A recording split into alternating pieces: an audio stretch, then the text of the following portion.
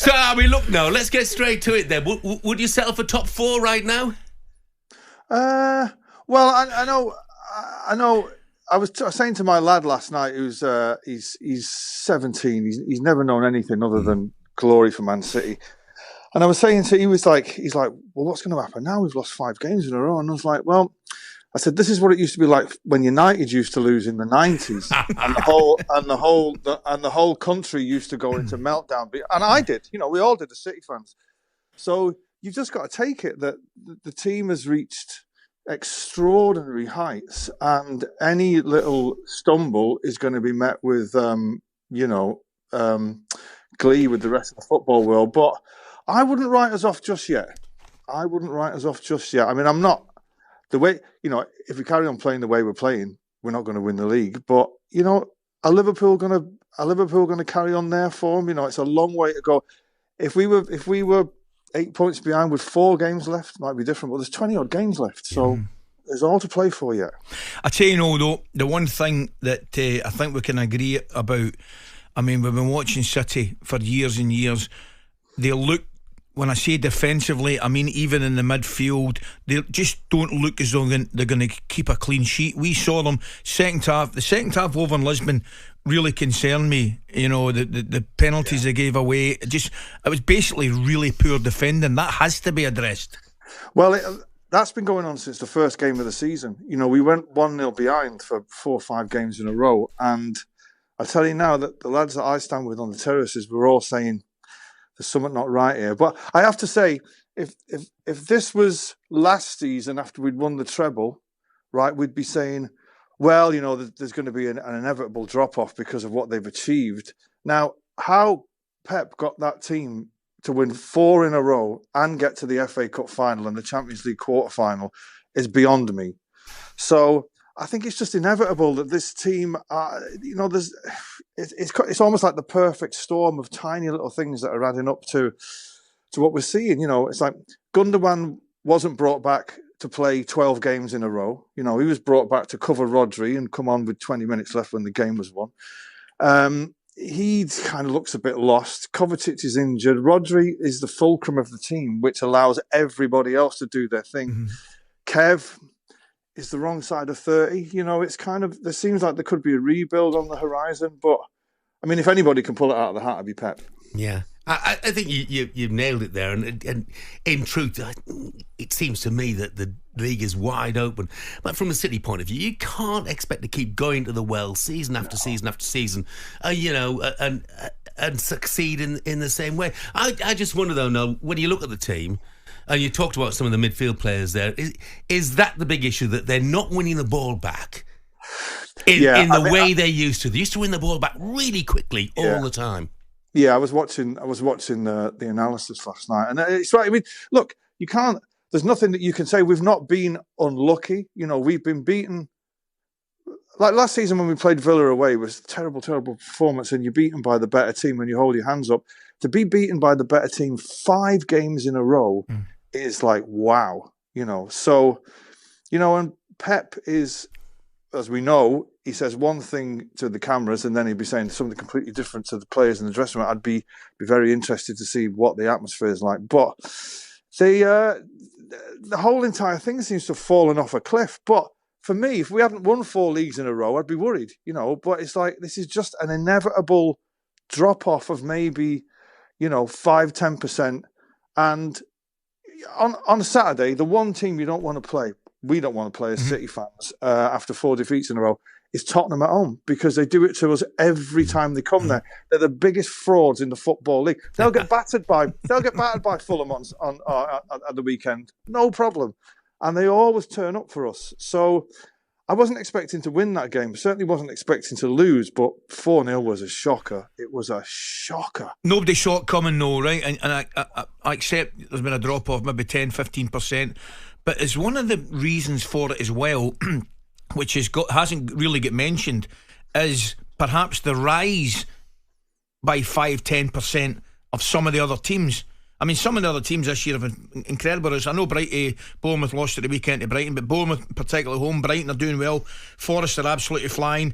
I mean, the league, there's never been a top league of such quality where all the teams are capable of beating each other on their day.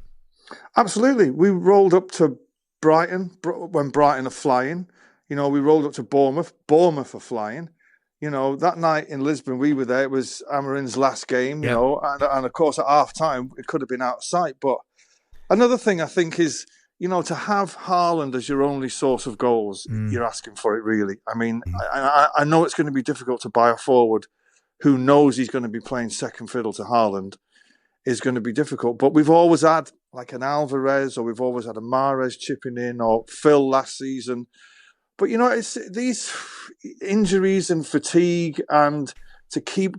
Nobody expected us to go and win 5 in a row. No one. No one expected us to do 4 in a row. So the mood on the terraces, I can tell you, is kind of... Everyone's behind the team. There's not one thing that you could say that if we change this, we're going to get that.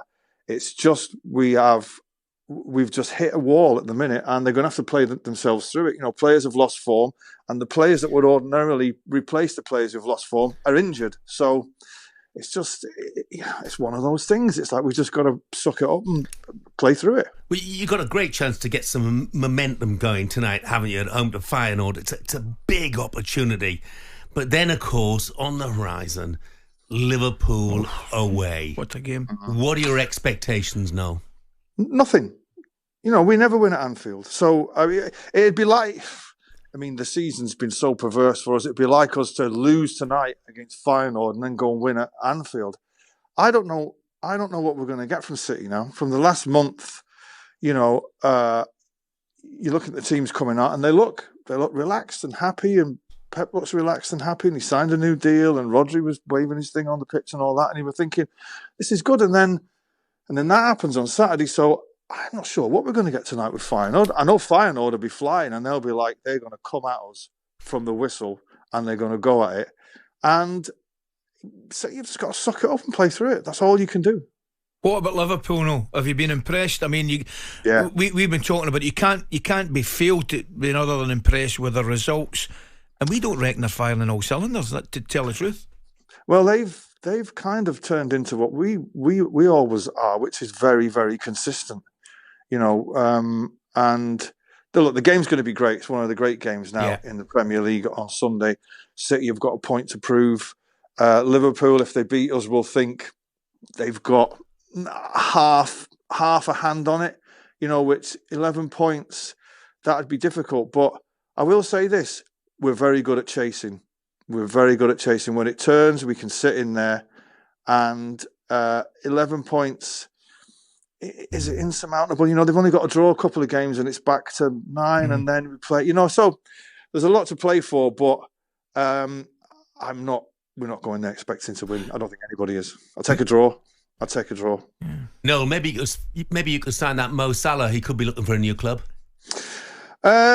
It was good to see Carragher losing his. Well, it's an interesting one. Though, where do you sit on that as a football fan, but obviously a supporter of one of your team's biggest rivals?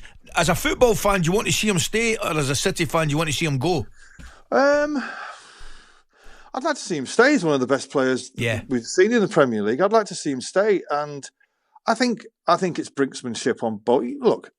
We know what it is. It's like the player's he's going to come out and he's going to say, well, I might be leaving, and the club, we're not going to want to waste, I don't want to say waste, but, another possibly 30 million on a guy that's it. He's never going to sell him after that. But I think he'll stay. I think he'd be mad to leave anyway. Where's he going to go? Saudi. Mm-hmm. So, and Liverpool have a bit of a resurgence at the minute. I think he'll stay, but, you never can tell. Brilliant. Noel, fantastic of you to join us today. I'm going to get David from Winchester to send in some more texts. Well, I've got a place near Winchester, David. So, if you ever see me at the farmer's market, make yourself known to me and you will have it out, mate. Hey. Listen, just a quick one before you go. After your classic debut with myself and Fletch in the commentary box, when are we seeing you back up there? I tell you what, I have to say, I've got the utmost respect for people that do that job. It is a very, very difficult job to do. But no, we had how you made that flight in the morning, mate. It's beyond me. Because tell us more. Thanks very much, Noel. Well, you can fill in the blanks. Don't worry about that. Well, it sounds like there were a lot of blanks. Well, it was a great night, but yeah, anytime, mate, I'm available. Brilliant. Well, we really enjoyed it. Brilliant. Really enjoyed it, mate. It was good crack. Yeah, loved it. Smashing. No, look after yourself. All the best, pal. Thanks for See you joining soon. us. All the best. Mate. Cheers, Bye, now. talkSPORT Breakfast, waking you up Monday to Friday morning from 6 a.m. on AM, on DAB, via the talkSPORT app and on your smart speaker. talkSPORT.